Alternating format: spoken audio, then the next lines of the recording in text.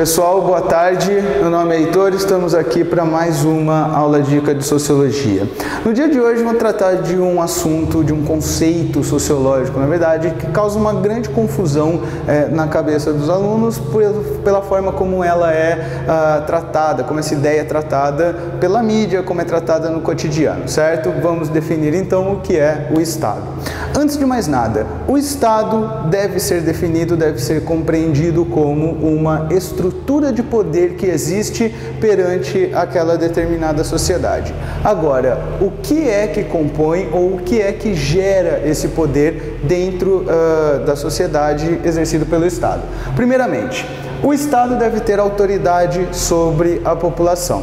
Essa autoridade pode ter diversas fontes. Ela pode vir da própria legitimidade concedida pela população, pela sociedade civil através de eleições, pode vir pela força, como por exemplo no caso de um golpe militar, de uma ditadura militar, ou até mesmo da tradição em determinados grupos, em determinadas sociedades, como é o caso das monarquias absolutistas ou até de algumas monarquias constitucionais. A questão é que não importa de onde vem essa autoridade que permite que o Estado exerça o poder sobre a sociedade, ela está presente, ok? Bom, além de autoridade, essa estrutura de poder também possui influência nas ações dos indivíduos, nas ações dos agentes de segurança, nas ações dos agentes econômicos, enfim, ela influencia, essa estrutura de poder tem um poder de influenciar, de direcionar a forma como as pessoas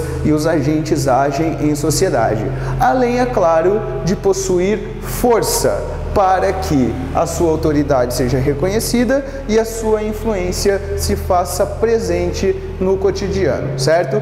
Tanto é que o Estado é a estrutura que possui o monopólio da violência dentro da sociedade, ok? A partir da sua autoridade, da influência e da força presentes no Estado, nós temos a característica de imposição de leis, ou seja, o Estado tem autoridade para impor essas leis influenciam o cotidiano das pessoas, ou a ação das pessoas ou das instituições econômicas, por exemplo, e o Estado também possui a força para fazer com que essas leis sejam cumpridas e principalmente para punir caso elas sejam transgredidas, ok? Bom, agora temos alguns elementos definidores, nós temos que entender o que é que define um Estado. Antes de mais nada, um Estado não é uma instituição única, mas é um conjunto de instituições que nós denominamos como agentes do Estado, como agentes estatais, portanto.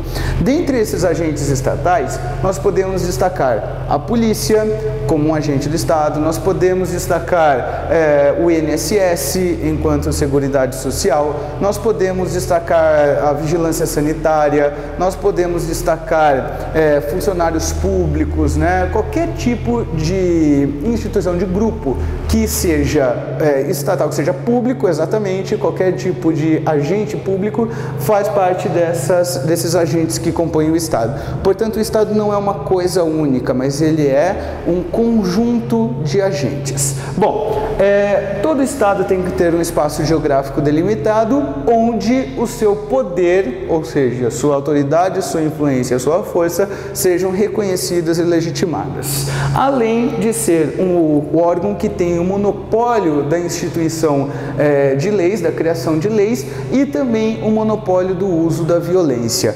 Dentro da sociedade civil, o único agente autorizado a utilizar da violência ou a ser violento com outros indivíduos são aqueles autorizados pelo Estado. O Estado possui o monopólio da violência legítima, portanto, certo? A única violência legitimada, legalmente utilizada, deve ser exercida pelos agentes do Estado. Agora, isso é muito interessante porque existe um problema muito grave nas grandes cidades brasileiras, que são os chamados poderes paralelos, por exemplo. Esse poder paralelo se faz presente nas favelas do Rio de Janeiro, onde nós estamos observando um processo de reocupação, um processo de restauração da autoridade e da influência e da força do Estado que não estava presente, né? Você teve durante décadas o abandono dessas regiões que ficaram à mercê da sua própria sorte e, portanto, onde determinados poderes paralelos, em especial dos traficantes e das próprias milícias, se instituiu perante a comunidade.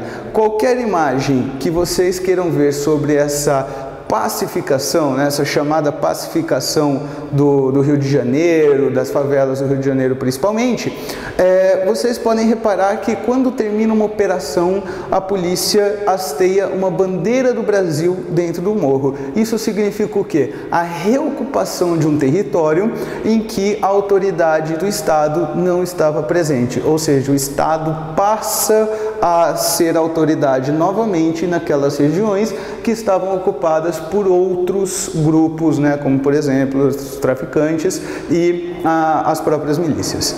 Bom, definido então o que é o Estado, de que forma que o Estado se constitui, quais são as suas principais características, é importantíssimo diferenciar o que é Estado do que é governo. Muitas vezes na mídia a gente percebe que esses conceitos são um pouco confundidos, né? Não são tratados com a devida clareza nas suas diferenças. Bom, se o Estado é uma estrutura de poder que existe dentro da sociedade, reconhecida e legitimada pela população, um governo seria caracterizado como um grupo de interesse que ocupa a estrutura do Estado. Certo?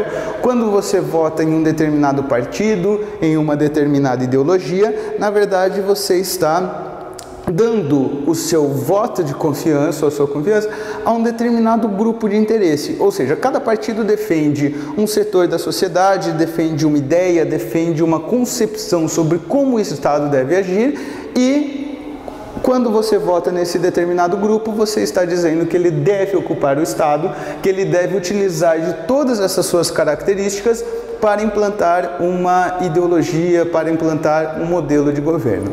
Portanto, para diferenciarmos de uma forma um pouco mais clara, eu gosto de usar um simbolismo, né? Eu gosto de usar uma simbologia aqui para diferenciar o que são os dois. Imaginem vocês que o Estado é como se fosse uma casa, uma estrutura fixa, uma estrutura que não se modifica radicalmente ao longo do tempo.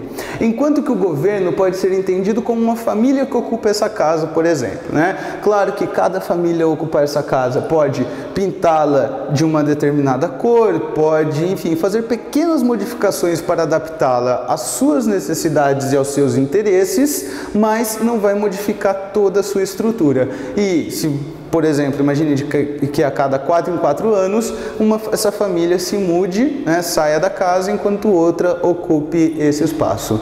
Perfeito, pessoal? Eu espero ter ajudado vocês aí e até a próxima.